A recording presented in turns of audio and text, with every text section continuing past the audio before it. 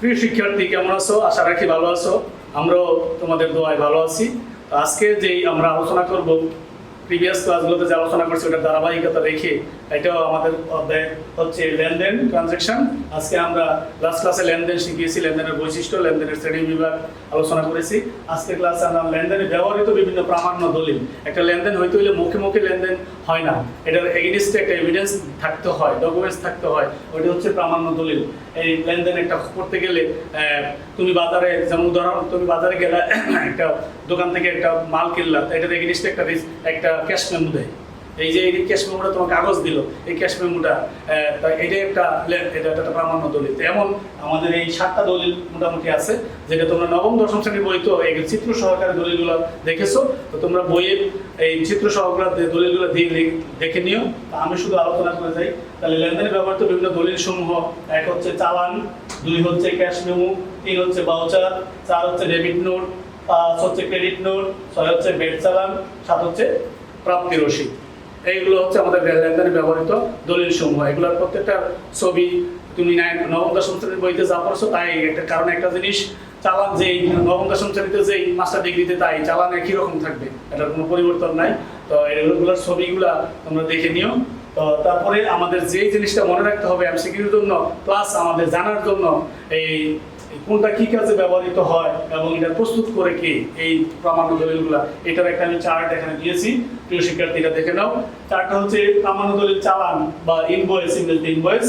এটা বাকিতে পণ্য ব্যবহারের ক্ষেত্রে, বাকিতে পণ্য ক্রয় বিক্রয়ের ক্ষেত্রে এটা ব্যবহৃত হয় এবং এটা প্রস্তুত করে বিক্রেতা, যে বিক্রয় করবেন পণ্য, সেই এই চালানটা প্রস্তুত করবে।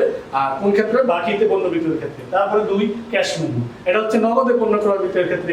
নগদে যখন আমি পণ্য বিক্রি করি তখন তাকে তার চালান তৈরি করার দরকার নাই, নগদে আমরা ক্যাশ মেমো দিয়ে দিই, এটাও তৈরি করে বিক্রেতা। তারপর হচ্ছে ডেবিট ভাউচার।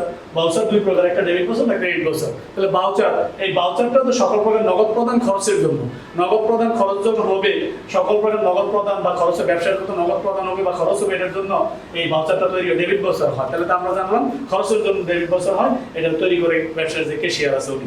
তারপরে ক্রেডিট ভাউচার, সকল প্রকার নগদ প্রাপ্তি ও আয়ের জন্য, যখন যত আয় বা নগদ প্রাপ্তি করবে ব্যবসার ভিতরে, এটা হচ্ছে, এটাও তৈরি করে ক্যাশিয়ার, ক্রেডিট ভাউচারটা। তাহলে আমরা বুঝলাম ডেবিট ভাউচারটা খরচের বা প্রদানের জন্য, আর ক্রেডিট ভাউচারটা প্রাপ্তি বা এই আয়ের জন্য দুই প্রস্তুত করে ক্যাশিয়ার। তারপরে শিক্ষার্থী ডেবিট নোট।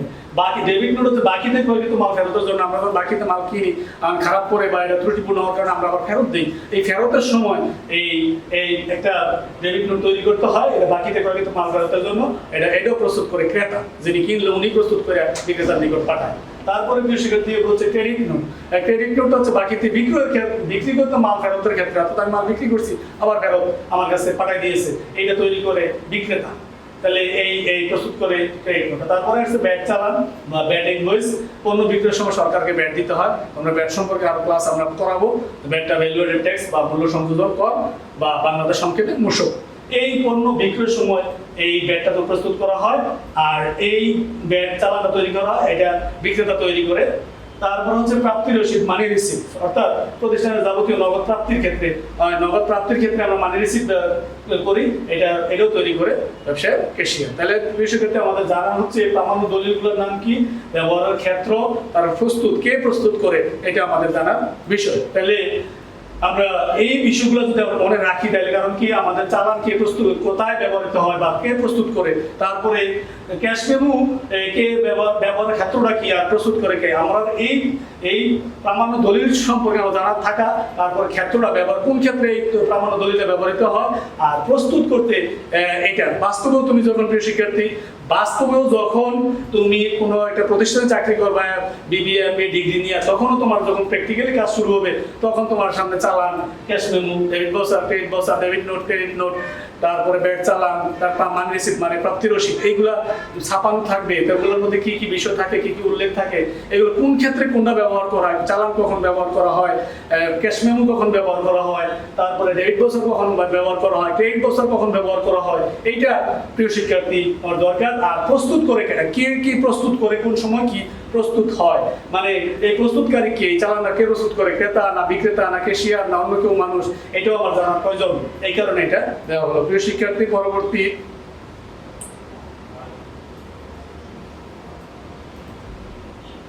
এবার প্রিয় শিক্ষার্থী, আমরা লেনদেনের আরো একটা অপশন, আরেকটা বিষয় যে ট্রানজাকশনের অধ্যায় অ্যাকাউন্টিং হিসাব বিজ্ঞান সমীকরণ, অ্যাকাউন্টিং ইকুয়েশন। তাহলে অ্যাকাউন্টিং ইকুয়েশন, এখানেও আমি দুইটা ফাংশন বলছি, লেনদেন থেকে আমাদের অঙ্ক মূলত শুরু। তাহলে এখানে যেহেতু শুরু, এখানে আমাদের লেনদেন চিহ্নিত করা। তাহলে লেনদেন চিহ্নিত করার আমি লাস্ট ক্লাসে আলোচনা করেছি কিভাবে লেনদেনটা চিহ্নিত করতে হবে। লেনদেন হইতে হইলে কি মাস্ট বি তিনটা বৈশিষ্ট্য থাকতে হবে। এই তিনটা বৈশিষ্ট্য কি আমরা আলোচনা করছি। এরপরে লেনদেনটার জন্য তোমরা ব্যাখ্যা দিব কিভাবে এটা লেনদেন হইলো। এই ব্যাখ্যা দিতে গেলে আমাদের অ্যাকাউন্টিং ইকুয়েশন অর্থাৎ হিসাব সমীকরণ সম্পর্কে জানতে হবে। তাহলে প্রিয় শিক্ষার্থী, আমরা এখানে হিসাব বিজ্ঞান সমীকরণ, প্রত্যেক লেনদেন দ্বারা মোট সম্পদের সমান মোট দায় ও মালিকানা সত্য হবে। এই বাস্তবকে যখন সমীকরণের মাধ্যমে প্রকাশ করা হয় তখন তাকে অ্যাকাউন্টিং ইকুয়েশন বলে বা হিসাব সমীকরণ বলে। তাহলে হিসাব সমীকরণ কাকে বলে? প্রত্যেকটা লেনদেন দ্বারাই, পৃথিবীর যত লেনদেন ঘটবে প্রত্যেকটা লেনদেন দ্বারাই মোট সম্পদ সমান মোট দায় ও মালিকানা সত্ত্ব হবে। এই বাস্তবকে যখন সমীকরণের মাধ্যমে আমরা প্রকাশ করব তখন তাকে হিসাব সমীকরণ বলে। তাহলে আমরা হিসাব সমীকরণটা দেখাচ্ছি যে হিসাব সমীকরণটা কেমন। এটা হচ্ছে মূল সমীকরণ। মূল হিসাব সমীকরণ মূলটা হচ্ছে a সমান l প্লাস উই, অর্থাৎ a সমান l প্লাস উই। তোমরা নবম দশম শ্রেণীতে ওইটা দেখেছো, তারপর ব্যাখ্যাও জানো, তারপরেও আমরা আবার ব্যাখ্যা দিব। a সমান l প্লাস উই। তারপরে এটা বর্ধিত সমীকরণ। এটা বর্ধিত সমীকরণ অর্থাৎ এখানে আছে, এখানে আছে, এখানে এল আছে, এখানে এল আছে। এই যে উইর যে অংশটা, উইর অংশটারে ভাঙিয়া এই বর্ধিত অংশ এটা বাড়ানো হয়েছে। এখন দেখো বর্ধিত সমীকরণটা হচ্ছে a সমান l plus c plus i minus e minus d। তাহলে এটা হচ্ছে বর্ধিত সমীকরণ। তাহলে এটার সাথে এটা পার্থক্যটা দেখো। এটা হচ্ছে a সমান l প্লাস উই। তাহলে এখানে a আছে, এখানে a আছে, এখানে l আছে, এখানে l আছে প্লাস, ঠিক আছে। এই উইটারে ভাঙা হয়েছে, ভেঙে উইর মধ্যে কি কি উপাদান আছে এটা এখানে দেখানো হয়েছে। উইর মধ্যে আছে c, উইর মধ্যে আছে i, উইর মধ্যে আছে e, উইর মধ্যে আছে d। তাহলে এখানে দেখো উইর মধ্যে c হচ্ছে প্লাস, i হচ্ছে প্লাস, e হচ্ছে মাইনাস, d হচ্ছে মাইনাস। এখন স্যার এই ব্যাখ্যা দেন এগুলো কি কি কিভাবে একটা ব্যাখ্যা, এই সমীকরণের ব্যাখ্যা দেখো। সমীকরণের ব্যাখ্যা a সমান অ্যাসেটস মানে সম্পদ, l সমান লায়াবিলিটিস অর্থাৎ দায়, তারপরে উই সমান অর্ডার সিকিউরিটি বা মালিকানা সত্ত্ব। তোমরা 19 এর বইতে শুধু লেখা আছে শুধু ই, উই না, ই মানে ইকুইটি আর উই মানে ওনার সিকিউরিটি, আসলে একই জিনিস, একই কথা মিন করে। এই নবম দশম শ্রেণীর বইতে ই লেখা আছে শুধু ই। তাহলে ই আর উই একই জিনিস, ওনার সিকিউরিটি আর ইকুইটি। ইকুইটি মানে সত্ত্ব আর ওনার সিকিউরিটি মালিকানা সত্ত্ব। তাহলে একই কথা মিন করে। তার শুধু ওনার সিকিউরিটি মানে মালিকানা সত্ত্ব, তারপর সি মানে ক্যাপিটাল মানে বাংলা অর্থ মূলধন, তারপরে আই মানে ইনকাম বাংলা অর্থ আয়, ই মানে এক্সপেন্স বাংলা অর্থ ব্যয়, তারপরে ডি মানে ড্রয়িংস মানে উত্তোলন। তাহলে আমরা প্রিয় শিক্ষার্থী একটু ব্যাকে যাই। যদি ব্যাকে যাই আমরা প্রিয় শিক্ষার্থী, তাহলে আমরা ব্যাকে আমরা সমীকরণের ব্যাখ্যাগুলো জানলাম। তারপরে আমি এই সমীকরণের মাধ্যমে ব্যাখ্যাটা আবার বলি। এতে অ্যাসেটস মানে সম্পদ, এল এ লায়াবিলিটিস মানে দায়, আর প্লাস উই মানে ওনার সিকিউরিটি বা মালিকানা সত্ত্ব। তাহলে এই অংশটাই বর্ধিত রূপটা এখানে দেওয়া হয়েছে এ সমান এল। এখানে সি মানে ক্যাপিটাল মানে মূলধন, আই মানে ইনকাম মানে আয়, আর ই মানে এক্সপেন্স মানে ব্যয়, ডি মানে ড্রয়িংস মানে উত্তোলন। তাহলে আমরা বুঝলাম যে সম্পদ সমান দায় প্লাস মূলধন প্লাস ইন আয় মাইনাস ব্যয় মাইনাস ডি, এটাই বুঝাইবো। তো এখন আমরা এটার ব্যাখ্যাতে, এখন আমরা যদি সমীকরণটার আমরা ব্যাখ্যায় গেলাম, তারপরে হচ্ছে যে সমীকরণ 4টা আমি দেখাচ্ছি। যেমন সমীকরণ 4টা হচ্ছে সমীকরণ উপাদানের হ্রাস বৃদ্ধি। এখন সমীকরণটা কিভাবে একটা লেনদেনের দ্বারা প্রভাব বিস্তার করে বা প্রভাবিত হয় এটা আমরা বুঝবো। তাইলে আমরা সমীকরণ সম্পর্কে জানলাম, এ ইকুয়াল এল প্লাস উই ব্যাখ্যা জানলাম, এ দিয়ে বোঝায় কি, এল দিয়ে বোঝায় কি, উই দিয়ে বোঝায় কি, অথবা উই রে ভাঙলে C plus I minus E minus D. এই যে 4টা অংশ, এই 4টা অংশ আমরা জানলাম কি, সি মানে ক্যাপিটাল মানে মূলধন, আই মানে ইনকাম মানে আয়, এক্সপেন্স মানে ব্যয়, ই মানে এক্সপেন্স মানে ব্যয়, আর ডি মানে ড্রয়িংস মানে উত্তোলন। এখন বিষয়টা হচ্ছে, এখন আমি সমীকরণ এই সমান এল প্লাস উই দেখাইলাম। উপাদান এ এল উই, এই তিনটা উপাদান এ এল উই, এ এল উই, এ দিয়ে এক কোণটা হ্রাস বৃদ্ধি পাবে। এর মধ্যে কি হলে হ্রাস বৃদ্ধি পাবে? এখানে লেখা আছে সম্পদ বৃদ্ধি হলে এ প্লাস হবে, অর্থাৎ এ বৃদ্ধি পাইব, প্লাস মানে এখানে বৃদ্ধি। তাহলে সম্পদ বৃদ্ধি হলে এ বৃদ্ধি হইব, এ প্লাস হইব। আবার সম্পদ যদি হ্রাস পায় কোনো লেনদেনের কারণে তাহলে এ মাইনাস হইব, মানে এ হ্রাস পাইব। তুমি বলবা যে এ বৃদ্ধি বা এ হ্রাস, সেটা বলতে হবে আমার লেনদেনের মধ্যে।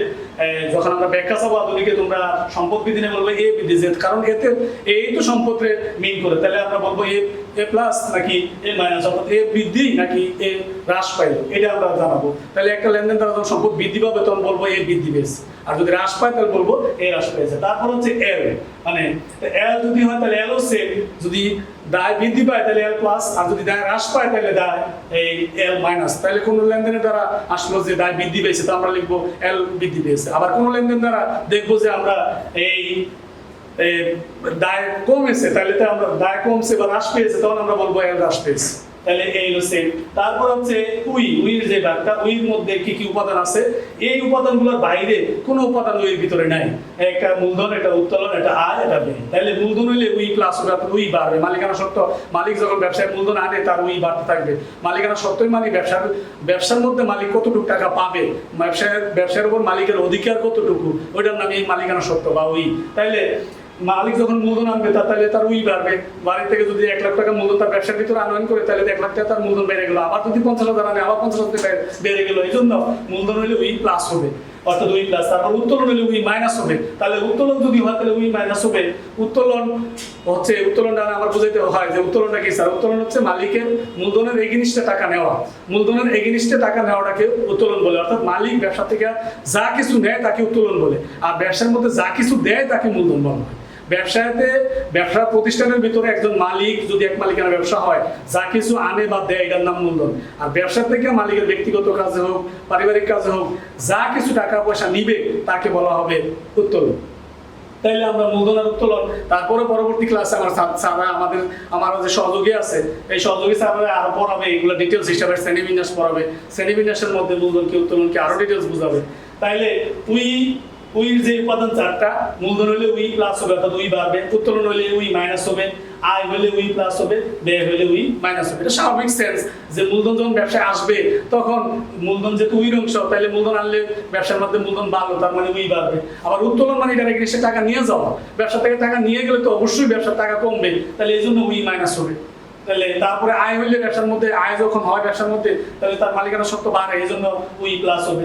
আবার যখন ব্যবসা যত খরচ বা ব্যয় হবে, ব্যয় হলে উই কমবে, এই জন্য উই মাইনাস হবে। তাহলে উইর যে 4টা উপাদান আছে, এই 4টা উপাদানের বাইরে আবার উইর মধ্যে আর কিছু নাই যে স্যার আরো কিছু উইর মধ্যে আছে কিনা। অবশ্যই এই 4টা উপাদান দিয়ে দেওয়া হয়েছে যে উইর মধ্যে এই 4টা। এই 4টা উপাদান যখন আসবে কোনো লেনদেনের মধ্যে, মূলধন, উত্তোলন, আয়, ব্যয়, 4টা উপাদান আসলেই তুমি বুঝবা যে এটা উইর মধ্যে থাকবে, উইকে ধরবে। তাহলে মূলধন হলে উই বাড়বে, উত্তোলন হলে উই কমবে, আয় হলে উই বাড়বে, ব্যয় হলে উই কমবে। আর এল এর মধ্যে সব দায়, আর এর মধ্যে সব সম্পদ বাড়া কমা, আবার দায় বাড়া কমা। আর উইর মধ্যে 4টা উপাদান, 4টা উপাদানের প্লাস মাইনাস। তো প্রিয় শিক্ষার্থী, এই পর্যায়ে আমাদের আজকের ক্লাস এখানে শেষ। প্রিয় শিক্ষার্থী, তোমরা ভালো থেকো, সুস্থ থেকো, ঘরে থেকো, সামাজিক দূরত্ব বজায় রেখো, ভালো করে পড়াশোনা করবা, মনোযোগ সহকারে পড়াশোনা করবা, এটাই আমাদের কামনা। আল্লাহ হাফেজ।